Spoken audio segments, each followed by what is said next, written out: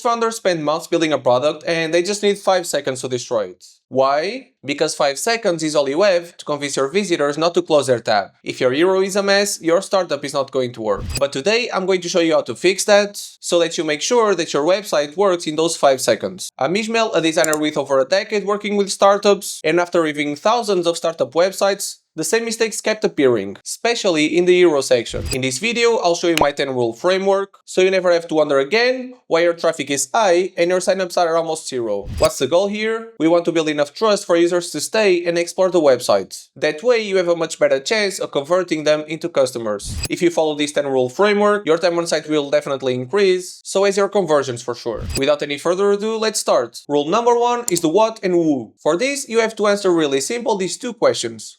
What is this and who is it for? If users have to scroll to understand what your startup does, you already lost them. Tell them what you are and what problem you solve. It's easy. Users must immediately know what the product is and if they belong here. All that in just 5 seconds. Again, make sure that the content is clear and simple. The next one is what I call the golden action. The golden action. So every website has a goal. Whether it's to try your product, buying it, or just book a demo. You choose your end goal and that's your primary button. It should be high contrast and always with readable text inside. One tip, never give your visitors more than 4 clickable elements, buttons, on the hero section. And yeah, I'm also talking about the buttons that you have in your nav bar. Less options means less distraction. That means that it boosts the chances of people clicking in the button that you want. But now, imagine that your website doesn't load. This brings me to the speed test. Look, if your website takes more than 2 seconds to load, you only have 3 more seconds to convince your visitors. Performance is also a design feature. If it's slow, visitors just leave before even reading the headline. And you don't want that. An important part of your hero section is also social proof. Make sure that there's some kind of trust signal.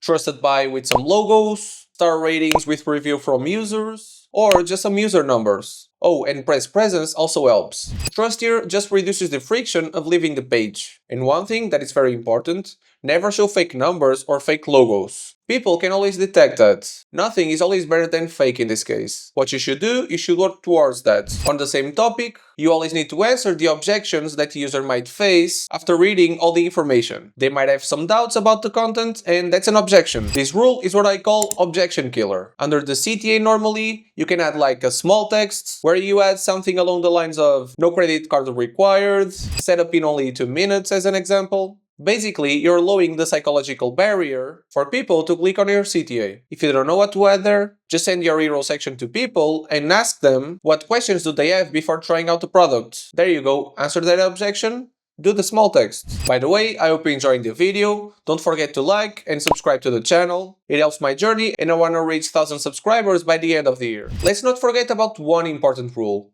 No bullshit. Avoid buzzwords and complicated things just to look fancy or tech-driven. Your copy must be understood without thinking too much. If a visitor needs to read twice your content, you lost them. So please, stop with the buzzword bingo. Make it easy for visitors to understand what you do. This is where I see most startups fail with their AI-generated content. It's all around buzzwords. Make it clear, make it simple. Now, let's talk about the layout itself. Mobile reach is a non-negotiable here. What do I mean by this? You always need to make sure that your CTA, your main button, is reachable with your thumb. So be careful with its position. Also take a look if the text is readable on mobile without zooming. While on layouts, check your negative space. At least 30% of your hero section should be empty. If it's full and cluttered, your brain's cognitive load increases, and the visitors leave because they can't process the information. Look, people are not dumb, but you need to make it easy for them. You want them to stay on your website besides all the noise overload on the internet, and you want to make sure that they get what your startup does. With this, there's another thing that I want to talk about, visual patterns. When starting out, don't reinvent the wheel just to look different. Keep it simple, use a left-aligned layout with text aligned to the left, and an image on the right. Or just a centered layout with an image underneath your CTA. These patterns work because they match how the human eye scans information. It can be an F pattern, a Z pattern, and there are also other patterns for scanning information. There are other specifics for other cultures and languages, but I won't go that deep here. Just remember, stick to the basics. Last but not least, we have the final test, what I call the 5-second tests. Send your website link to someone that doesn't know your business, let them look for 5 seconds and close it. After that, they need to tell you what you do and who is it for. If they can't, your hero section is not working. It's that simple. Go grab a stranger on the street and test it.